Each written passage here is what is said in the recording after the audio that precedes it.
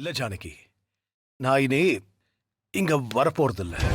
ஆ, அதுக்காக தான் நான் இவ்வளவு விஷயத்தையும் உன்கிட்ட சொன்னேன். என்னங்க நீங்க வராம நான் எப்படிங்க தனியா? எனக்கு படிப்பும் இல்ல, அனுபவமும் இல்ல. என்னால எப்படிங்க தனியா இருக்க முடியும்? இந்த ஆபீஸ்ல உனக்கு உதவி பண்றதுக்கு நிறைய பேர் இருக்காங்க. அதையும் மீறி உனக்கு சந்தேகம் இருந்தா வீட்ல வந்து என்கிட்ட கேளு. இனி ஆபீஸ்க்கு வந்து ஆபீஸ் சம்பந்தமான அதிகாரத்துல எந்த முடிவு எடுக்கிறதுக்கும் என்னால உதவ முடியாது. இனி உன்னோட எந்த முடிவையும் நீ சுயமா தான் எடுக்கணும். நான் இதுல தலையிடக்கூடாது, சரியா?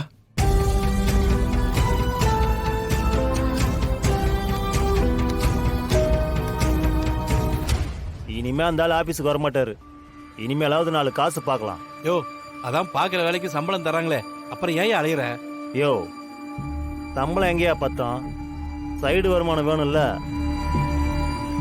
சரி இரு, போன் பேசிட்டு வரேன்.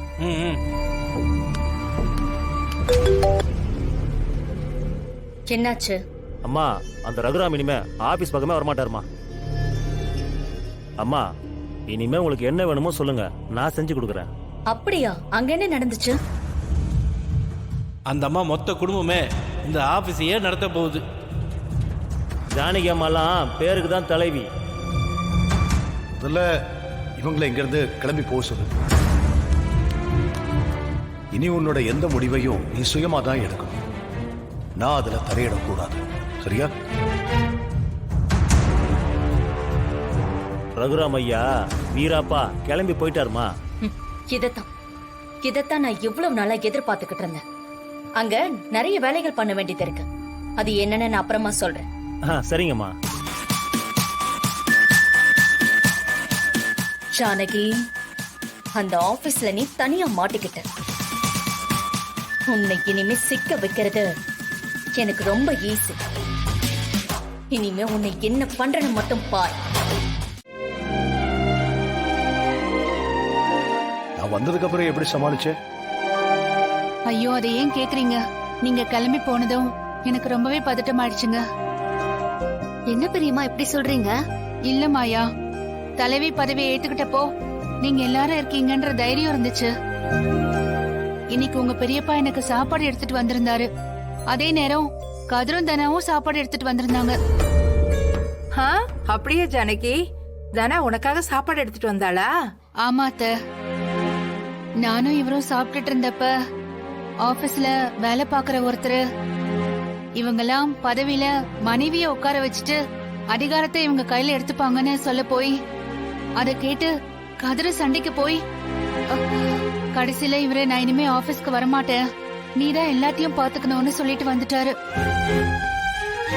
ஐயோ, அப்புறம் என்ன ஆச்சத்த? எனக்கு தலையும் புரியல, வாலும் புரியலடா. ஒவ்வொன்னத்தையும் அங்க வேலை பாக்குறவங்க கிட்டதான் கேட்க வேண்டியதா இருக்கு. எனக்கு புரியலையா? திரும்ப திரும்ப கேட்கும் போது அவங்க முகத்தை சுழிச்சுக்கிறாங்க. அவங்க சலிச்சுக்கிறதுக்கெல்லாம் ஒண்ணும் இல்ல. நீ எத்தனை தடவை கேட்டாலும் உனக்கு சொல்ல வேண்டியது அவங்க கடமை. அப்படி அவங்க சொல்லி தரலன்னா ஏதாவது தப்பு நடந்தா நீங்க தான் பொறுப்புன்னு அவங்கள ஒரு சின்ன பயத்திலையும் உன்னோட கண்ட்ரோல்லையும் வச்சுக்க. அவங்க எல்லாரையும் உன்னோட அதிகாரத்துக்கு கீழே வச்சுக்க. அப்பதான் அவங்களுக்கு உன் மேல ஒரு பயம் இருக்கும். அது மட்டும் இல்ல, உன்னை சுத்தி நிறைய லஞ்சம் வாங்குற வேலையெல்லாம் நடக்கும். அதையெல்லாம் நீ தான் நடக்காம பாத்துக்கணும். தைரியம் தான் முக்கியம். உனக்காக வேலை செய்யறதுக்கு அத்தனை பேர் இருக்காங்கல்ல, அதனால எதை பத்தியும் கவலைப்படாத. பெரியம்மா, கேண்டீன் கட்டிடம் கட்டி முடிச்சிட்டதாவும் அந்த கேண்டீனை எடுத்து நடத்துறதுக்கு கான்ட்ராக்டுக்கு விட போறதாவும் கேள்விப்பட்டேன். நிஜமா? ஆமா மாயா. அந்த கான்ட்ராக்டையே நம்ம தனாவுக்கு கொடுக்க கூடாது? நான் தலைவியா இருக்கும்போது கான்ட்ராக்டை என் பொண்ணுக்கே கொடுத்துட்டேன்னு சொல்லி ஆளாளுக்கு பேசி அது ஒரு பிரச்சனையா கொண்டு வந்துருவாங்க. அந்த மாதிரி கொடுக்கறதும் தப்புதானே? நீ நினைக்கிறதும் சரிதாம்மா. ஏதோ ஏலத்துக்கு கொடுவாங்கல்ல, அப்ப அதுல தனாவும் கலந்துகிட்டோம். அது மூலமா கிடைச்சா நல்லது தானே? அப்படி கிடைச்சா அவளை யாரும் குத்தம் சொல்ல மாட்டாங்கல்ல. ஆமா தங்கச்சி, அத்தை சொல்றதும் சரிதானே. ஊருக்குள்ள மத்தவங்க கொடுக்கற மாதிரி தனாவுக்கும் அந்த டெண்டரை கொடுக்கறதுக்கு உரிமை இருக்குல்ல? அண்ணி நம்ம தனா கம்மியா டெண்டர் கோட் பண்ணி அவளுக்கு கிடைச்சாலும் அவ சாப்பிட வரவங்க எல்லாருக்குமே நல்ல தரமான சாப்பாடு கொடுப்பாள்ல. ஏன்னா அவ உங்களோட வளர்ப்பண்ணி. அம்மா ஆ, வணக்கம்மா. வாங்க உட்காருங்க. ஆ. அம்மா நேத்து வீட்டுக்கு வந்தேன்ல, அதை பத்தி பேசலான்னு தான். அதான் அத பத்தி தான் பேசிட்டு இருக்கேன். அப்படிங்களாம்மா? ரொம்ப சந்தோஷம்மா. சரண்யா எடுத்துட்டு வாங்க. சரிங்க மேடம்.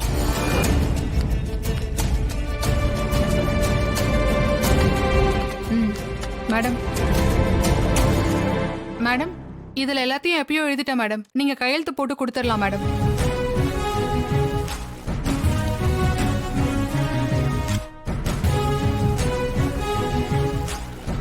பெரியம்மா,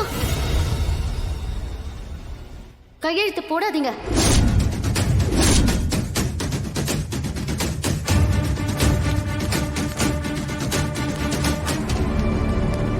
என்ன விஷயம் மாயா?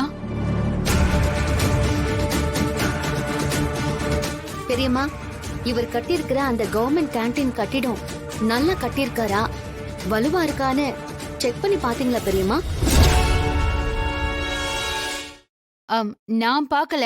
ஆனா இதோ இவங்க பார்த்துட்டு வந்து சொன்னாங்க. இன்னும் நான் போய் பார்க்கல மாயா. நீங்க ஒரு தடவை கட்டிடத்தை செக் பண்ணி பார்த்துட்டு இந்த பணத்தை கொடுக்கறது நல்லது. ஏன் மாயா, ஏன் அப்படி சொல்ற?